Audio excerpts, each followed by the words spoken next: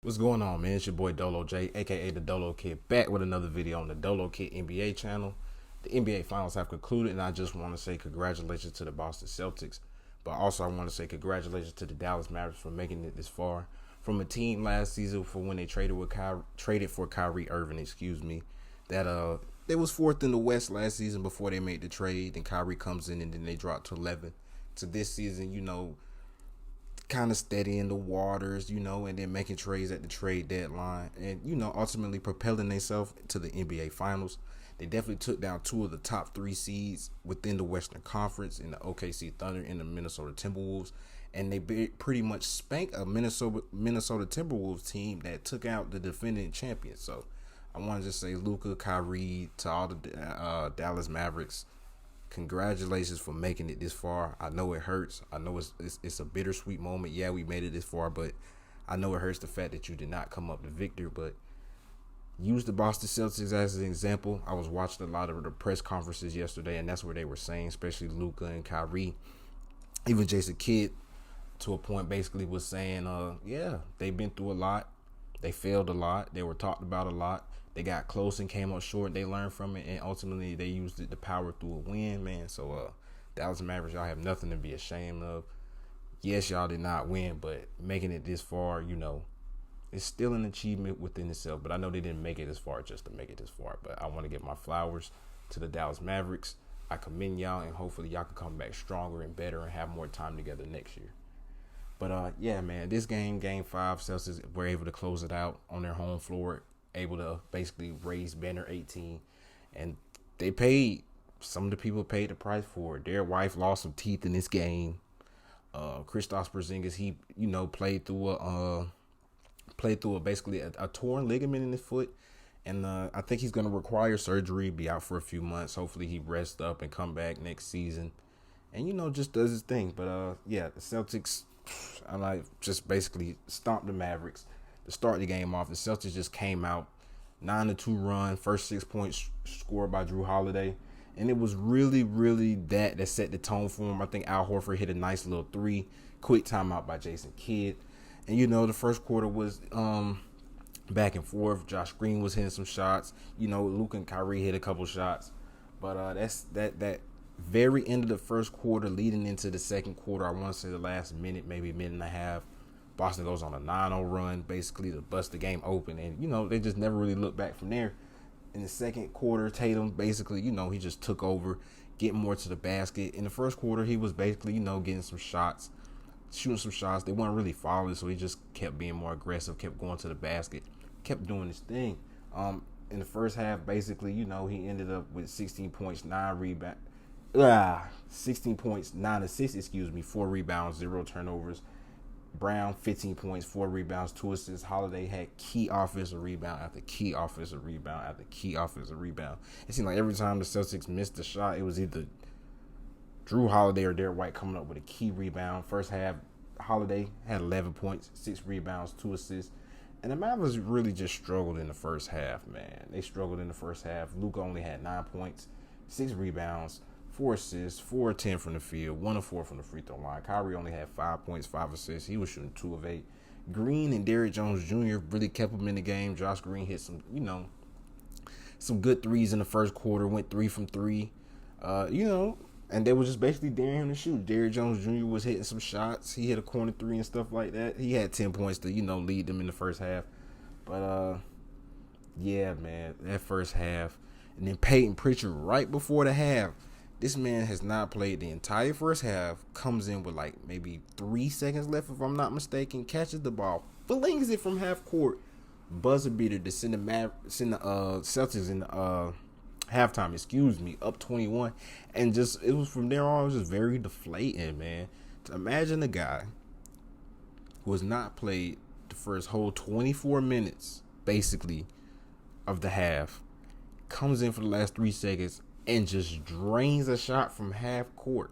No backboard, almost no rim. He just cashed it. And they was like, that's what he do. They call him a legend. I believe that's his second one in the series. I want to say he did another one, either game 2. I want to say it was really game 2 where he hit that first one. And it's just, that's what he does, man. They put him specifically in for stuff like that. Imagine being a half court specialist, bro. Half court specialist. We already know Steph Curry range, but Peyton Pritchard range? Nah, I'm just playing. Calm down. But yeah, the Celtics came out in that third quarter. It was a very stagnant. But one thing I like and I seen from Joe Mazzulla was, and what he didn't do last year, and I like the fact that you learn from mistakes. Last year, Joe Mazzulla would possibly, let's say the Celtics are up 18, 19, 20 points. He would kind of wait too long to call a timeout or not call a timeout at all and allowing the other teams to completely gain momentum. But the Celtics, first 3 minutes of the third quarter, basically, I think they went up by 26. I think Joe Mazzulla let it get down to maybe like 17 points at the lowest. Like, it'll get down to 17 points. It'll get back up to 20, 21, 22. Then it get back down to like 18, 19, timeout. Every time the Mavs had a slither of hope, timeout. He was not hesitant to call his timeouts. You have a whole bunch of timeouts. This is what you use your timeouts for, to keep your big lead, reset the team, and keep the team engaged, man. Like I said, the Mavs did try and come back, but it just wasn't their night. I mean, Luka, he ended up with like 28 points, 12 rebounds, 5 assists. Kyrie only had 15 points. He had 9 assists.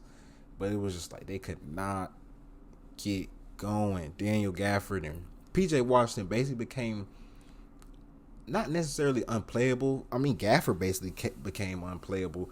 It's just like he played in the first half, and it's just like it wasn't really nothing he could do. He got maybe one lob in the second half, I believe, from like PJ Washington off an inbound or something like that. But it was just he couldn't do too much. A lot of Derek Lively, being the young rookie that he is, just committing a lot of silly fouls. And we don't expect a 20-year-old rookie to just come in and just, wreck stuff. He's already been doing this thing in the other 3 series leading up to him, so I commend him. He's been going through a lot.